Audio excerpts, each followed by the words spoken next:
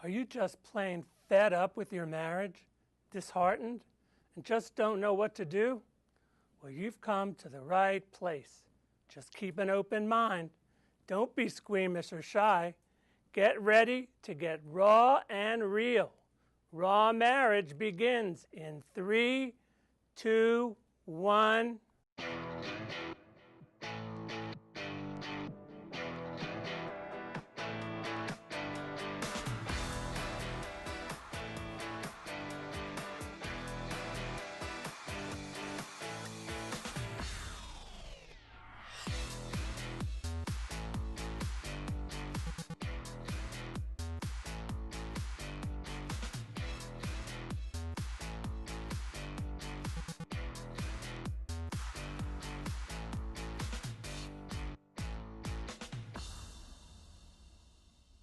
Hi, I'm Zev Halpern, and welcome to the Raw Marriage Show, and thanks for joining us. So before we start each show, we try something to shake off all the anger, disappointment, and toxic clutter that marriage can dump on us, and try to leave the stress behind for, a half hour. I want you to take all that stress, crunch it all up into a ball, and when you're ready, throw it as far as you can. Crunch that ball up. Put all the accumulated things you're hurt and pissed off about in that ball. Ready, set, throw it as far as you can away from you. Okay, now we can begin with a more open and less cluttered view of life and marriage. We're talking about marriage from every angle. Nothing's off limits and nothing's taboo. And if we miss something, please email us and let us know. zev@zevhalpern.com. We have a super show lineup. Tara and Mick are unplugged in the marriage pulse about turn-ons and turn-offs. The It Takes Two players are here, and Carol Herndon and Paul Bennett are in Sexpectations, and we'll be digging deep into marriage, intimacy, and sex. Please sit back, chillax, put aside the no way, no how attitude. Step back from your relationship. Be encouraged while you try on some new ways and means to refresh, rekindle, and recharge your marriage. Here's today's Raw Marriage Coaching perspective for your consideration.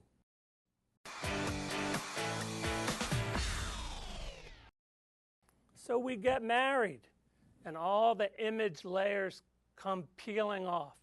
We're in close quarters, and what could be intimate in our marriages falls victim to real life. Early on, we get used to comments, insults, and reactions. He used to be so sensitive and hear what I have to say. She used to be so affectionate. Now I can't get close. Why does he always do this when we're having sex? Why does she always say the wrong thing at the wrong time? Like, that tickles. Do it this way. With each new encounter, first month to 30 years, comes new reactions that come to be expected. We teach each other who we are and what we could expect. And we file these reactions, and this all comes together in formulating our marital expectations. We communicate, and without even knowing, we're turning our spouses off. We're human. We get used to things. I can't talk to her when she's like that, and he does this when he's pressured.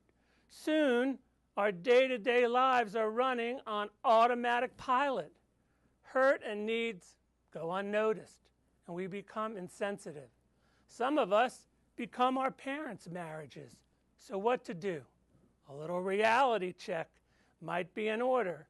Honey, why is it that we act the way we do? This really turns me off when you do this, and I get so mad and frustrated. I don't want it to be this way. Can you be a little more considerate and not so punitive? Hey, you two, roll up those sleeves and tackle some of this marital inertia by looking at your behavior and standing in your spouse's shoes. Extinguish some of those turnoffs, and you'll open the door for a more understanding marriage. With less friction, a smoother, happier relationship will have room to emerge. Be right back with Mick and Tara Carbo in the Marriage Pulse. But first, here's the It Takes Two players. Sorry. Are you still... Wait. Stop. You just stop. No. Just stop.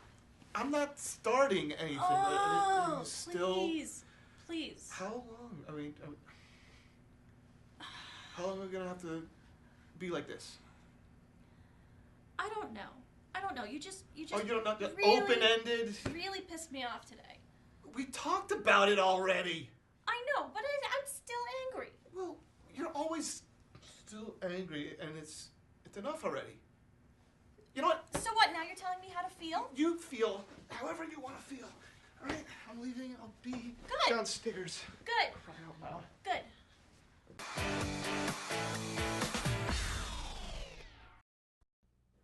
So let's check in with Tara and Mick and see what they're up to. How you doing, Tara? Hey, Mick. Hey, Zev. Good How to see you. things going? Wonderful. Great. How are you? Good. Really good. Good, good. So we'll dig a little deeper into this turn off and turn on thing. More than, the toilet seat being up and down or the underwear being, on the floor and all that. And Tara, what do you do? Oh, this is If I good. can ask, Yeah. and have a little fun, that turns Mick off. Okay, so probably the worst thing I do is, oddly enough, it's funny, like when we're having sex, something will pop into my head and I'll be like, oh my God, we don't have apples. Like, oh, we need to get this or we need to get that. Or like, did you tell your mom about who's taking her to the airport? And I'll do that. And he just like, he's like, really, babe? Like, do we have to do What's going this on right up now? there in that head? What's going I on? feel like I'm focused, but then apparently I'm not because I just get that thought and kind of takes him out of the game. He gets mad at me for that. I'm sure he's thinking he's giving you the best there is in the world. You know what I'm saying? And give it to you I'm good. easily And you're distracted. like, you want to go like, to Macintosh apples or something. I don't know what. Yeah, I'm kinda sorry. funny. It's quite distracting. It is kind of funny, but not so much in that moment. Yeah, I doubt it's funny, Mick. I wouldn't want to see you at, How about you? What does Tara do? Yeah, so I blurt. And these blurts come in different forms. Sometimes they're burps, sometimes they're farts. Sometimes I'll say just crazy things like, hey, babe, you want to go bang it out real quick? And Not hot. Yeah, Really so turn she's, on. That's yeah, a big turn on. No, not so much. Yeah, That doesn't hit to the ratio, right? You don't get too much yeah, when you go that route. right. And then I wonder why. And but it only took me a few years to learn that doesn't work. So now I'm, I think, sufficiently trained, but sometimes I have my moments. I mean, growing up in my house, if you farted, you died. You know what I'm saying? It was like punishable by death. You don't do that Yeah. anywhere. So with us, we'd It's just blow not sexy. we'd blow up like a balloon until you die. Just, there's no way. So, Yeah. so did he miss something? What did, A major turnoff that Mick does. Let's see. I'll just say like when we get into like an argument, there's this time afterwards where like I will say something and he'll just like completely like not acknowledge that I'm there. And so that makes me just like that's a huge turnoff because it's hard to come back from that and be like really into him after that. So it's because definitely he's a not separator. hearing you. It's like you feel like what? You're not there. Like I know that you just heard me say that. We get so not used saying anything. to our spouses being in the same room and around, we stop hearing. Yeah. And it's probably not fun. No. It's not fun at my house. Yeah. So. Yeah. So I think that's probably the next top one. He kind of took all the good ones. So that was my runner-up. What's she Oh, miss? I gave you 3, so. What'd she miss? So Tara missed her habit of using baby talk. And that is like not sexy at all, A, and it can be very annoying. But you know, it's part of her, and you know, Like I've what? learned Like I've learned how? that. Oh, I'm not going to demonstrate. There's no way in the world. Maybe Tara will demonstrate it. Yeah. I can't do it on the spot. I don't know. What do I do? That's all right. Baby talk. Yeah, Baby I talk, do. I that do. I works like and- fall into this character. But it's like, Yeah. you know, it happens when, you know, the kids do something cute, or she's playing with the dog and talking funny to the dog or whatever, or sometimes she does it with me, but it's an absolute turn-off. Yeah. Babe, sorry to say. You've already told me. Yeah, this is true. So how's it seems turn-offs, you know, muddies the waters in marriage. It seems like it just, what can we do, you know, to not, you know, I mean, how's it muddy the water for you? You just go to another world? You know, it's what I've seen happen over time is we've learned to work through these things, right? It would muddy the water for way longer, I guess, back in the day, years and years ago.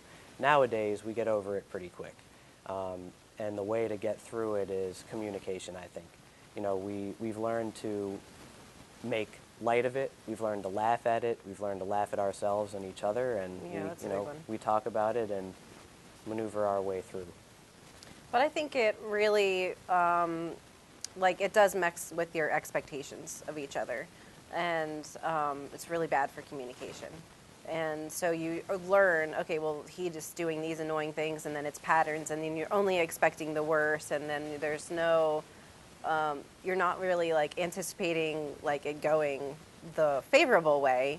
I mean, so it just kind of spirals out of control. You file it. You anticipate it. Yeah. And, you know, even when the good thing comes, it's builds hard, up pressure. hard to even see it because Yeah. you're thinking, this is what the usual. I mean, we're so into the familiar. Yeah. Right. And we get very used to the, And it's evidence and evidence, and there he goes again, doing that thing, like, I'm holding this against you now.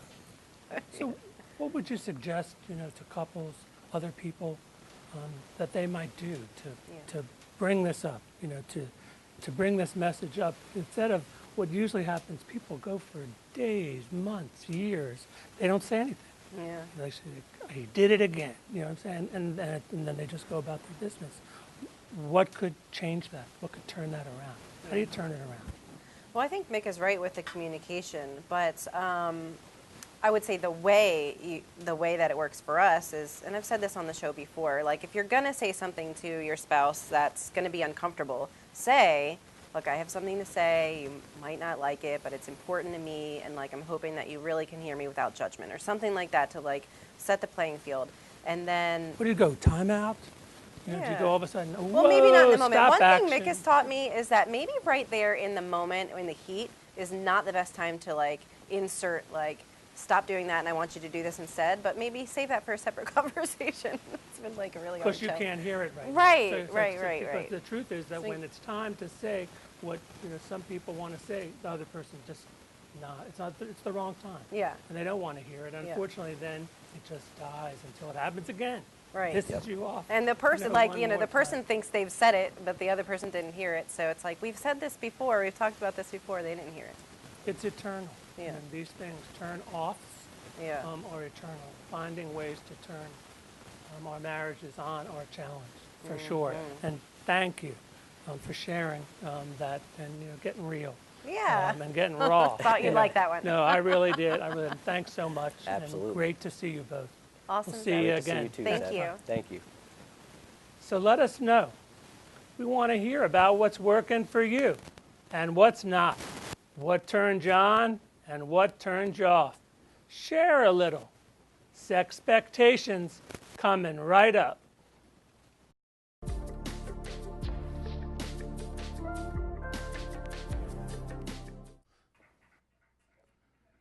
Do you need things from your spouse that you just don't seem to get?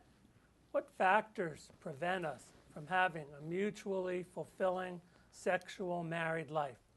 We're fortunate to have Carol Herndon and Paul Bennett with us tonight. Paul and Carol are lovers and workshop leaders. They came together 13 years ago, each with a history of previous long-term marriages in which they have experienced passion, parenthood, betrayal, grief, and years of delicious sexual intimacy. Today, Carol and Paul lead workshops in which couples and individuals become aware of the inherent built-in sources of upsets, disappointments, and frustrations in their relationships. When those are seen and acknowledged, the participants in these workshops find new freedom, peace, and ease, allowing them to enjoy fulfilling relationships of all kinds. Welcome, Carol. Welcome, Paul. Hi, Zev. Thanks Glad for to be- coming out tonight. Really appreciate it. Yeah, glad to be here. So these couples that you work with, what's the major areas they report? You know, that they have needs. What do they need from their marriages? You want to Well, take that one? you know, mostly they really just want to be experiencing being related, being deeply related. And whether they're in a relationship now, we work with both. Our workshops have both couples and individuals. But the ones that are married, The ones that are married, what are they? Yeah, what are they they're- looking for that they don't have? Like, yeah. you know, Well, they're actually, you know, marriages go up and they go down. And we found that they often think the up part, this part up here, that's the marriage. And when it's down, that's not the marriage. That's not related. so you're But talking ebbs and tides. Ebbs you and know, ebbs tides, and sure. tides. Marriages are ebbs and tides. They're Yeah. highs and lows. Highs and lows. And that's just how it goes. Yeah. And that's how it's always gone. Yeah. And you got to deal with that. I mean, Well- you got to deal with that. You got to deal with it, but most people are trying to fix it. They think that when they're getting upset and they're being frustrated, they think they got to fix the other person. Usually, you know, if I'm upset, I'm going to want to try to fix what Carol's doing to upset me, and she's going to want to fix me. And actually, it's built into relationship. And if you let it be, often you find that you don't need to do so much. You let it happen. What do you think? When you're in front of these couples, what are they looking for? Oh, they're just looking for that sweet connection. You know, especially the couples that come in saying at the beginning of the weekend, don't know if we're going to be together by the end. And so It's been rough. it's- I'm not sure we're going to make it. Exactly. And they discover that the things that were driving them apart are not so big a deal, and they're shared with everybody. It's just normal, ordinary, and it doesn't have to pull them out of the game. So part of marriage is requesting, give and take. How do you what do you see with that? Well, I think we have a hard time asking for what we want. There's a sort of built-in fear that if I ask for it and don't get it, that'll be worse than not having it. And we keep ourselves separate that way, because how's Paul supposed to know what I want if I don't tell him? And we put such a charge on it. So people make a request, and the answer really could be yes or no, but we put so much weight on the no. You got to have the request. You got to ask. You got to risk. Basically, it's a leap of faith to ask for what you want, because sometimes when you do ask for what you want, you get smacked down. It's not so easy. You know, it's not a. You may or may not, but in fact, this is the man who's devoted his life to me. He adores me, and I adore him. So when I'm acting like he's going to slam me, I'm treating him as an enemy. That's not who he is. Right. Well, I'm sure behind some doors of that we would knock on and not want to see what's with you guys, yes. With them, not so easy. The request isn't so easy. And there's punitive things, and there's punishment, and people go, to hell with it. I don't need this. I'm not even going to ask anymore. And then they go into that status quo-y, kind of marriage that brings them to you, and gets them to come to, to all that. So what gets in the way of intimacy and good marital sex? Is there something that you guys think? Well, Yeah. of course. And one is plain old logistics. You know, you have children, they're right underfoot all the time. You have a busy schedule. Maybe one of you works night shifts, one works day shifts. It's always a handoff, the baton, you take the kids here, I'll take this one, that one. So it's time. And then the other is habit. When you really get used to being lonely, you kind of treat that as normal. And it's hard, it's even harder then to reach out and make a request. But you know, another thing that we found, and with hundreds of people that have done this workshop with us or with our partners, what's underlying an awful lot of this separation is simply fear. Fear. Fear. Where hundreds of couples have found that fear shapes relationships. So we're not saying that it determines a relationship, but it nibbles around the edges. And when couples are settling for a kind of sexual life that doesn't really fulfill them, they've usually narrowed it down to the sexual activities that are safe. Well, it's with fear. Well, I know she's going to want it. Yeah. But moving outside of that, well, what is she going to say? Is she going to reject it? Is she going to think I'm weird? Fear and settling seem to be settling. Fear and settling. Yeah, settling to be safe. So you need to so we don't expect the fear to go away, actually. So what are the ramifications of fear? What's the outcome? Fear's outcome. Fear's outcome is that you keep it to yourself. The other thing we usually don't do with fear is to share it, is to express it. Because certainly us guys also have a story that we shouldn't be afraid, right? Yeah. We're not supposed to be afraid. And when I am afraid and I hide that from her, well, I'm holding separate one of the most inward things about me. Yeah, like your penis doesn't work, you know, and it scares. Yeah. Men get incredibly scared. Everybody has the experience, and it's plain scary. To share that, very difficult. Yeah. I mean, So actually in the workshop, we have people simply tell each other what they're afraid of, what their fears are. Not to have them go away, though they often seem a little less important. Oh, but define it. That's basically the definition. Hey, here's what's going on with me in my space. This is what my life is like. Yeah. I'm afraid of this. You know, news, guess what? Yeah. I'm afraid. I got fears. And then she gets to know something that has been locked up in here about me.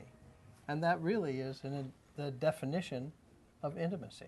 Is sex and intimacy the same thing? Yeah. Oh, not at all. You know, Not at all. I've been fortunate to be married for the last 35 years or so 300 years. to two women to whom I was completely devoted. But before that, I had sex that was, a lot of it was not intimate. Might have been athletic, might have been delightful, might have been hot, but it wasn't intimate. You can certainly have non-intimate sex, and you can have an intimate connection when you're not having sex. You know, What do you sex think, is Carol? part of that intimacy. Well, I think that the intimacy is the connection. Sometimes we'll just take a walk holding hands. And just that experience of Paul listening to me and sharing what's going on with him, that's intimate. That's close. That's intimacy. and that's a that's- different thing than, Yeah. you know. And that's being known for who I am. Yeah. The other thing I want to say about the fears is that when we share them, I find I have a partner in dealing with them rather than an enemy to hide them from. Very good. Yeah. Listen, I'm so appreciative that you came out tonight to share your vast experience, and thanks so much for coming out. Really appreciate it. Stay tuned for more Raw Marriage coming your way in months ahead. Please join the dialogue. Send in questions and comments, first names and town only, zev@zevhalpern.com. To connect with Mick and Tara Carbo, check out their website and emails. Here's how to connect with Carol Herndon and Paul Bennett. To find out more about the It Takes Two Players, contact Chris Panic Here's where to find me at rechargeyourmarriagenow.com. I invite you to find out more about me, and please download some useful free tools while you're visiting. Recharge your marriage now. Enrich your marital communication skills. Reconnect for a deeper, more fulfilling relationship. Spice up your marriage and feel the love again. Like my Facebook page, subscribe to my YouTube channel, and follow me on Twitter. And tune in to the Raw Marriage podcast, which you can download free from iTunes. And finally, try some forgiveness if you can. Hug, kiss, touch, talk, cuddle. Get out more. Laugh a little. Say you're sorry sometimes. Remember, we are our mistakes and our successes. So it's okay. We're only human. You could try again. Thanks for joining us. I'm Zev Halpern. See you next time for the Raw Marriage Show.